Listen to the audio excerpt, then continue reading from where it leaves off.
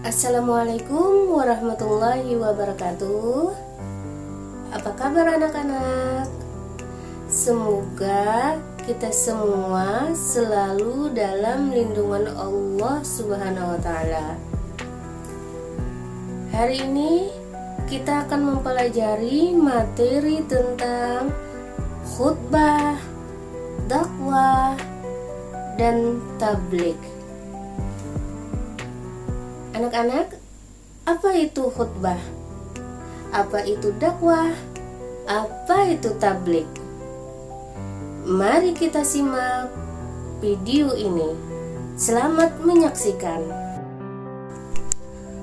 Khutbah berasal dari kata mukhatabah, artinya pembicaraan.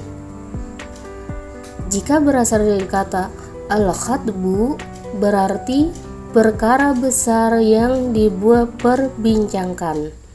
Khutbah dapat juga bermakna memberi peringatan, pembelajaran, atau nasihat dalam kegiatan ibadah.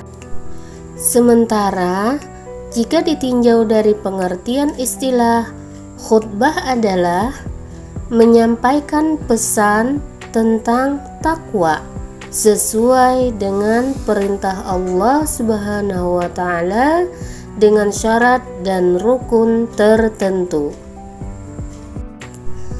Tabligh berasal dari kata balagha yuballighu tabligha, yang berarti menyampaikan atau memberitahukan pesan atau ceramah secara lisan atau perkataan. Tabligh juga bermakna ceramah yang tidak disertai dengan rukun seperti khutbah. Dakwah adalah kegiatan yang bersifat menyeru, mengajak, dan memanggil orang atau kelompok orang tertentu untuk beriman kepada Allah Subhanahu wa Ta'ala sesuai dengan ajaran akidah keimanan, syariah, dan akhlak Islam. Perbedaan khutbah, tabligh, dan dakwah adalah: 1. Khutbah memiliki waktu-waktu tertentu dalam pelaksanaannya, sedangkan tabligh dan dakwah bisa dilakukan kapan saja. Kedua, khutbah memiliki syarat dan rukun, sedangkan tabligh dan dakwah tidak memiliki syarat dan rukun.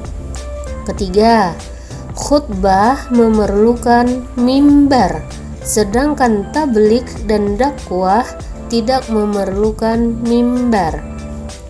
Keempat, khutbah dilakukan oleh seorang khatib yang hendaknya memiliki pengetahuan yang fasih tentang Islam, sedangkan tabligh dan dakwah tidak demikian.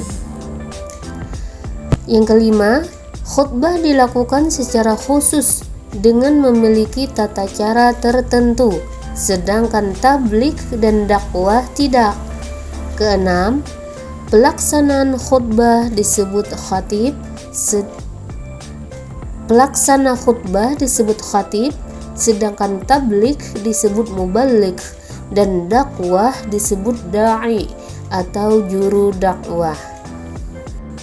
Syaratnya khutbah adalah: 1. Muslim, laki-laki dan telah baligh. 2. Taat beribadah. 3. Sehat akal pikiran. 4. Tidak suka berbuat tercela dan berbuat dosa. 5. Suci dari hadas dan najis baik badan maupun pakaiannya. 6. Menutup aurat. Rukun khutbah: 1. Membaca hamdalah pada kedua khutbah. Yang kedua, membaca syahadatain atau 2 kalimat syahadat. 3. Membaca salawat kepada Nabi Muhammad SAW. 4. berwasiat kepada diri dan jamaah, berisi ajakan untuk meningkatkan iman, takwa, ibadah, serta memperbanyak amal soleh. Sebaliknya, menjauhi dosa dan kemaksiatan agar hidup bahagia dunia dan akhirat. 5. Membaca satu atau beberapa ayat suci Al-Quran. Ayat yang dibaca biasanya disesuaikan dengan topik yang akan disampaikan. 6. Berdoa pada khutbah kedua. Sunnah khutbah. 1. Khatib berdiri ketika khutbah. 2. Mengawali khutbah dengan memberi salam. 3. Khutbah hendaknya jelas, mudah dipahami, tidak terlalu panjang. 4. Khatib menghadap jamaah ketika khutbah. 5. Menertibkan rukun khutbah. Kemudian membaca surah Al-Ikhlas ketika duduk di antara dua khutbah. Syarat dakwah sama dengan tabligh, yakni 1. Beragama Islam, 2. Baligh, 3. Berakal, 4.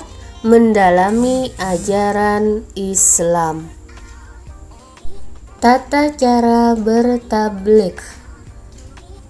1. Bersikap lemah lembut, tidak berhati besar dan tidak merusak. 2. Menggunakan akal dan selalu dalam koridor mengingat Allah Subhanahu wa taala. 3. Menggunakan bahasa yang mudah dimengerti. 4. Mengutamakan musyawarah dan berdiskusi guna memperoleh kesepakatan bersama. 5. Materi dakwah yang disampaikan harus memiliki dasar hukum yang kuat dan jelas sumbernya. 6. Tidak meminta upah atas dakwah yang dilakukannya. 7. Menyampaikan dengan ikhlas dan sabar, harus sesuai dengan waktu kepada orang dan tempat yang tepat. 8. Tidak menghasut orang lain untuk bermusuhan, merusak, berselisih, dan mencari-cari kesalahan orang lain. 9. Melakukan dakwah dan disertai dengan beramal saleh atau perbuatan baik. 10. Tidak menjelek-jelekkan atau membeda-bedakan orang lain, karena inti yang harus disampaikan dalam berdakwah adalah tentang tauhid dan ajaran agama Islam yang sesuai dengan tuntunan Rasulullah Shallallahu Alaihi Wasallam. Demikian materi kita hari ini. Semoga kita dapat mengamalkan dalam kehidupan kita sehari-hari. Semoga bermanfaat.